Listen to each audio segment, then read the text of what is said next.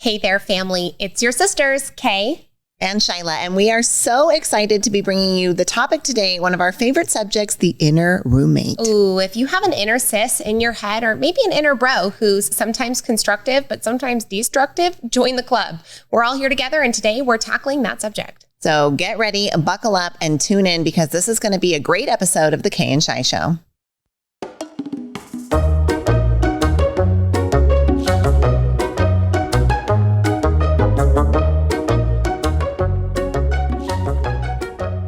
Hey family, welcome to this week's main topic of the Kay and Shi Show. Boy, do we have a good one for you. In today's longer form episode, we're going to be addressing, as you heard us say, one of our favorite topics. This is the singular most aha topic for Kay and I that helps shift our perspective more than anything else. Now we want to take you back. Let's do the rewind.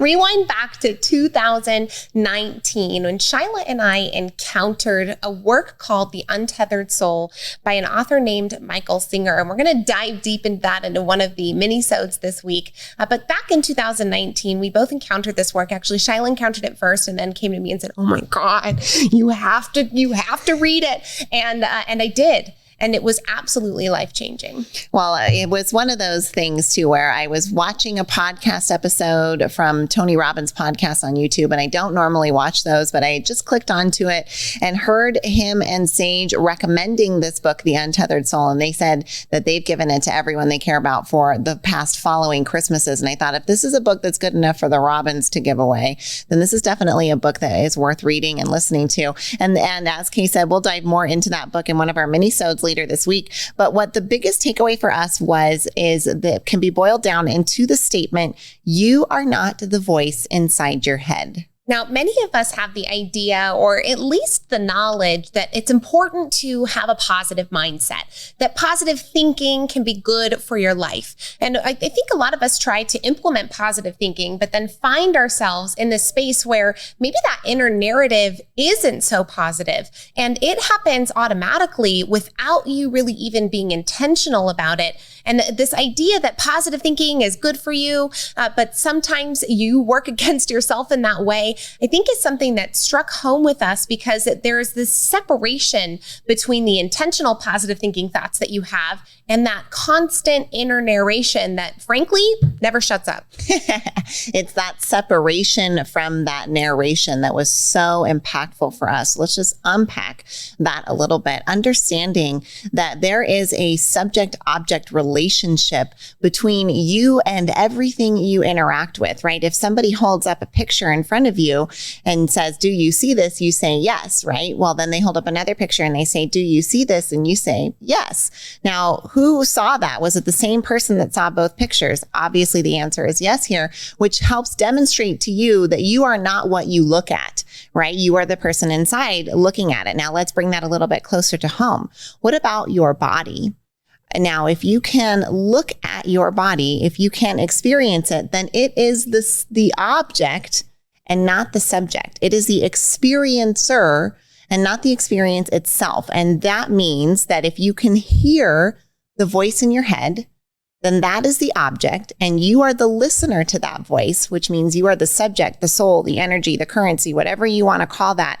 That awareness inside, that consciousness is what you are on the deepest level. And you're not that voice. So, Kay, bringing it back to what you just said, it's that inner narration, right? That's the job of your mind to blah, blah, blah, blah, blah, blah, blah. It's narrating your entire life continuously. But for lots of us, we just completely get consumed in identifying our entire beings and selves with that voice. And this separation allows you to not always believe what the voice says. Well, that degree of separation was certainly helpful for us as we began to explore who exactly is that listener, right? The fact that you can even hear a thought in the first place, right? I hear thoughts, like who is I in that situation? And this might seem a little maybe esoteric, but hang with us here because you have a real biological function in your brain for that inner narration. Now, your inner narration comes as a result of your patterns of thinking up until this point. Now, you have established patterns of thinking because over time you gained responses to the outside world around you, particularly responses to pain and responses to pleasure. You tried something out as a kid. Maybe you got up on your bike for the first time and you fell right off. Well, you had an inner narration or an inner monologue that probably established at that time, either I'm the type of person who gets back on the bike and tries again, or I'm the type of person who backs down. And then your voice goes ahead and narrates in that theme for just about the rest of your life. Oh my gosh, this is such an intricate subject and it's simple, but kind of complex. And so hoping that we can just belabor it a little bit so that it is clear, because it is so impactful, that separation, that ability to understand that narration is a function of your mind, right? If we think about how the brain developed, it developed those lizard brains first, right? Fight, flight, or freeze, those responses to your nature and to your circumstances and your experience and what's coming in from outside. Then we get the frontal lobe that develops later. And with that comes language. Well, of course, if we're going to articulate outside externally, then our mind is going to develop that skill on the inside, which means it's doing its job. It's just articulating a narration to you based on what you've told your brain, what your preferences are and what the outcomes are that you want. Obviously, very helpful in a hunter-gatherer type society, but in modern society, that voice goes into overdrive, trying to protect us from the things we've told it are going to hurt us, that are harmful, that we want to avoid. And so it constructs all of these mental gymnastics and apparatus around us so that we can do our best to craft the inside world to make us feel the best. And so our voice, while not always constructive, is always trying to help us. What we know about that safe inner world, and that many people have heard it referred to, is that this is the comfort zone, right? And what do we know about growth? Well, growth happens outside that comfort zone. So if you're the type of person, like your sisters here, that love to intentionally grow, then you are purposefully seeking experiences outside your comfort zone. But here's the thing. Your inner narration's job is to keep you comfortable. It's its literal job. And so it will do all kinds of really tricky things to get you to not venture out beyond that comfort zone. And it's really subtle and covert when it's happening. And because it's been happening your whole life, sometimes we don't even realize that it's going on. Right. And if whatever you've seen modeled for you or whatever got you the result that you were looking for as a kid can then be adapted as into a belief system or a thinking pattern that if you're not conscious of it, you can just push play on it for the rest of your life, right? Someone cuts you off in traffic and you always saw your dad getting frustrated and mad at that person. And now that situation happens to you and you push play on that inner voice inside of you that says, that jerk, I can't believe it, the nerve of that person. And you vocalize it. And now you've created that experience for yourself. Even though there's other alternatives for how to react in that situation, you decided that was how you were going to react to that situation. And then you continue to push play on that narrative over and over in your head. And maybe you love your narrative. Honestly, me and my voice have a pretty good relationship at this point. Like it's my cheerleader, it's my best friend. And we're going to talk about some of the ways that you can do that and mold your voice as well. But first, starting with this awareness piece that you don't have to identify with the voice and you don't have to listen to it always, helps open up those possibilities of other approaches. Before we get into the steps that you can take to help that inner critic become your inner cheerleader, we do want to just identify that there are 4 ways that your inner narration shows up in your mind. Now, these come in the form of inner speech. You've heard us talk a lot about that inner communication, inner narration, inner seeing, your imagination, the ability to conjure up pictures. This comes in your emotions, right? You feel and you sense emotions. That comes through your brain through a chemical soup that happens when you have sensory to the outside world. And then sensory awareness, right? I'm hungry is a sensation that your brain is processing. Now that might come forward in the view of a narrative, the voice in the head saying I'm hungry, or it might come forward in the form of a picture, right? A sensory awareness causes some form of reaction in your brain that then leads you to take an action. But you are experiencing these 4 things all the time. Some researchers even say up to 4,000 times per minute. which is insane. This research was blowing us away. Think about what you hear in this 4,000 words per minute, according to one study, is how much we talk to ourselves. Now, in comparison, the American president's State of the Union address usually is about 6,000 words and lasts more than an hour. So that voice inside your head can talk so fast and process so many thought patterns that we're not even consciously aware of all of them. But what we are consciously aware of is that experience of those four categories that Kay just went over, what some of those words are saying, what that feeling is inside of our body, what that sensory adaptation is. And with those things, then we kind of amalgamate and put together what we say is our identity, but realizing that we don't have to be that and that there's awareness around how we can shift our consciousness is what we want to shift into next after we hear a quick word from our sponsors.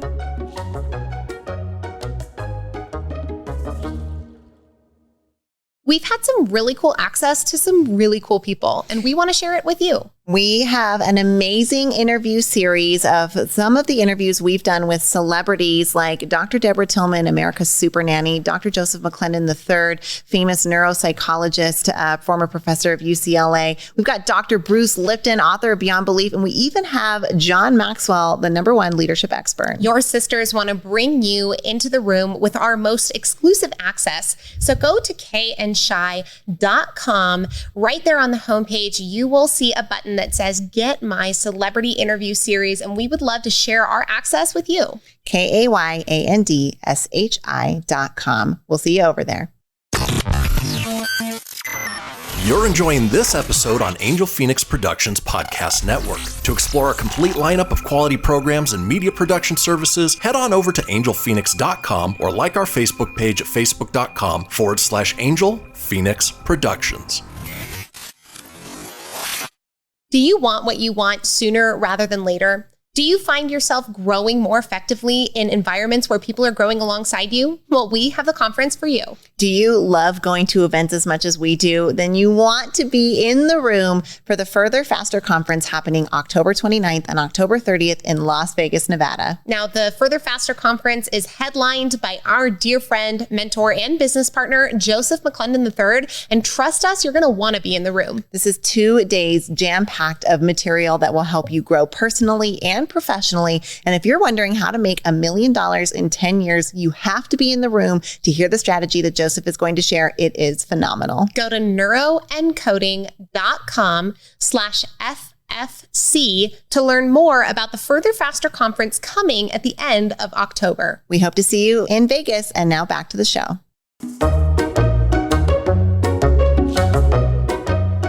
All right, friends, family, and your inner roommates, listen up because we have some tools for you. We are excited to share with you a little bit more about this inner roommate situation. Now, we like this idea of picturing it as an inner roommate because it helps you, again, gain some of that separation from the voice inside your head, but also starts to put some of the power back into your hands, puts that driver's wheel back into your hands and stops you from necessarily always letting that voice, that default protection narration, jump in the captain's seat and take the wheel. In fact, we were at a women's conference once speaking. We had an amazing session. We taught about the inner voice, and the ladies at the event created this, the bee in the attic, right? You've got this crazy bee up in the attic who sometimes isn't so nice to you, but comes down every once in a while with a plate of cookies. Well, let's talk about how to get that in line and help, again, turn that inner critic into your inner cheerleader. Right. So that inner roommate, if you think about it, that inner critic sometimes,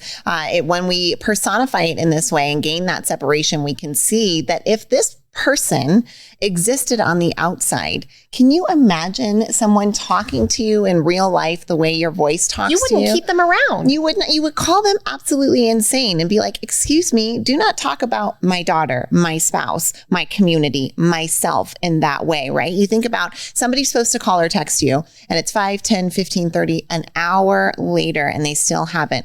What has that voice done inside of your head? Oh, all of the stories the web it has spun can often be so painful, so stressful, such a struggle and a challenge that then the hour goes by and you get the text, oh my gosh, I'm so sorry. I took a quick nap. I fell asleep. I'm ready if you're ready. And all of a sudden your inner roommate goes, oh, good. Never mind. I knew I always loved them. Like, B, you just put me through an hour of heck. HE double hockey sticks for no reason. So why do we then just give all of the power right back to that voice? In a situation like that, it can be easy to see, but it does get very tricky, which is why I'm so glad we found some of these ways to gain that separation and better personify that inner critic. Right. Well, the present moment is really all we have, right? The future doesn't necessarily exist and the past has already gone away. And so when you're allowing your inner voice to steal your inner joy, it can take and suck the joy out of your very existence and your life. And so it's really important to understand the separation and then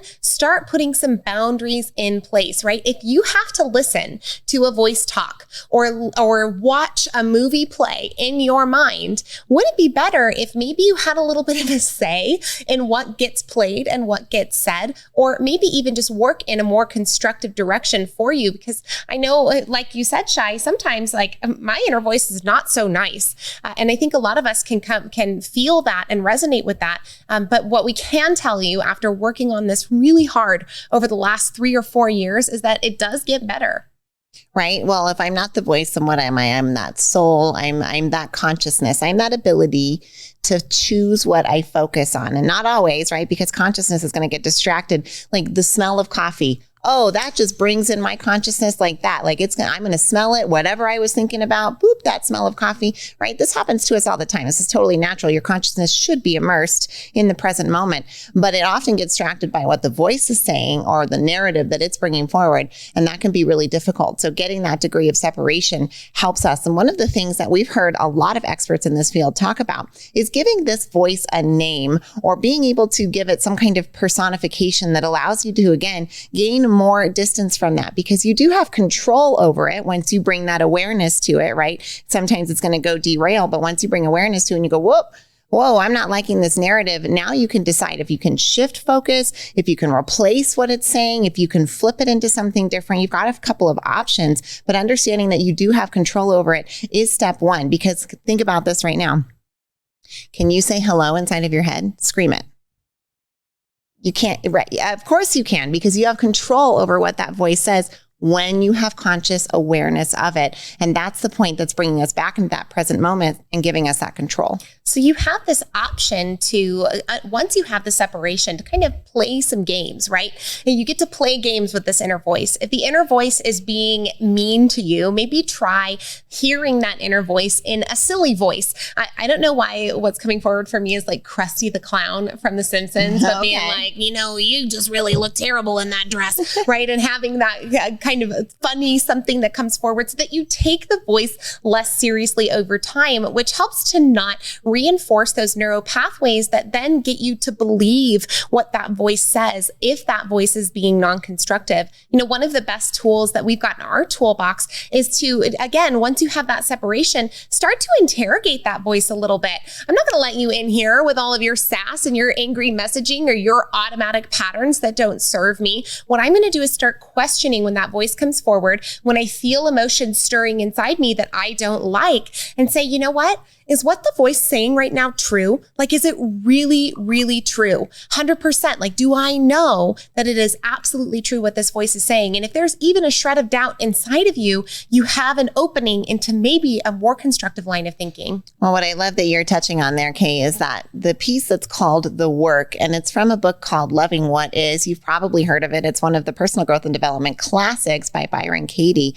And one of the, actually 2 of the 4 questions that you ask yourself revolve around the truthfulness and honesty of what you are believing or thinking to yourself. So asking that question, is this true? Is it really true? And can I know that it's true? When you start to interrogate the voice like that, or even just bring the curiosity forward to what those assumptions are that are being presented to you, often you can diffuse the situation completely. Or you can say, right, like if the voice says to you, like, you are the ugliest person in the world, like, is that true? Like, yes. Well, is that really true? Do you have a way to objectively know that that's true, right? I'm just being curious with that voice. Does it have to determine whatever the reality is and that's the say in it? No. And that's what's so beautiful. That's what's so empowering, I think, about this lesson, Kay, for us. And we were like, oh, okay, there's not just quiet the voice, right? Just meditate hard enough and the voice will be quiet. It's not going to happen. Nope. At least not in today's modern world. For most of us, that's pretty impossible. But is there a way to direct the voice? Is there a way to diffuse the voice? voice? Is there a way to empower and embrace the voice that helps us grow? I think is really the transformative piece here. Now, I want to just bring up a bit of a transformative voice example where very recently we found that actually one of Shyla's voices was being quite critical. And instead, we helped consciously turn that voice into a cheerleader. So we were at a conference and we kept noticing that everyone around the table was sitting like this. Slouching, for those of you listening, super slouching. Like back, so like Hunch. C curve, hunching, like at the neck forward, the biggest slouch that you can possibly imagine. That's what was going on. And Shai, it was so interesting to hear. You had like a verbal reflection where you literally said out loud, gosh, Shyla, like, can't you just sit up straight? And then you said, that's not very constructive. I want to try a different approach. I've been really working on my posture, and more so than just trying to work on my posture, I've been noticing, and that's what step one is in all of these spiritual paths. Just notice who's noticing. I've been noticing that my voice inside, when I catch myself slouching, goes, oh my gosh, you pig, you lazy slouch, put your shoulders back. It's not that hard. It's like being super critical. And instead, what we've learned through this research, what we've learned through the neuroscience, yeah, that's real constructive. What we've learned through neuroscience and through our spiritual teachings is that is not a way to reinforce the behavior that you want. As soon as you find what it is that you want to correct and then you correct it to get down on yourself about it, that's not a way to reinforce patterns. The way to reinforce patterns is to celebrate when you catch yourself, and then to pat yourself on the back, and do that every single time you catch yourself. So I've been flipping the script, and I vocalized that at this conference when I noticed I was slouching. I was like, oh, come on, Shai, sit up straight, pull those shoulders back. It's not that hard. And then I said, I don't want to vocalize like that anymore. You know what? Way to go, Shai. Way to catch that posture. I'm so proud of you to pull those shoulders back. That's how we stand, proud and tall. And doesn't that just feel better? Like the energetic signature of an interaction with yourself like that just feels better. You know what was so cool about that too, Shai, was that as you had vocalized it out loud and vocalized the shift, we all ended up finding ourselves in that hunched over position and saying, oh my gosh, Kay, way to go. You caught yourself. Now's your opportunity to straighten up. And then we even got to start holding each other accountable in a really playful and fun way. When we would notice that the other would start hunching, we would be like, oh my gosh, Shai, way to go. I'm recognizing you right now. And then we would shift into that higher posture. So lots of cool ways that this manifests into a better internal experience for you in the moment, because when it comes down to it, it's about creating a more joyful and peaceful present moment so that you have better days and ultimately a better life. Now, upcoming this week, we've got all kinds of fun things for you, like another grab bag of tools and tricks that you can use, and maybe some dimensions to the voice that you haven't considered yet. So we hope you've enjoyed this long form episode. Make sure you tune in the rest of the week for all of the minisodes and bite-sized snacks that will help illuminate more on this subject of the inner voice. Thanks, everybody. Remember, this is coming at you with love from your sisters, Kay and Shai.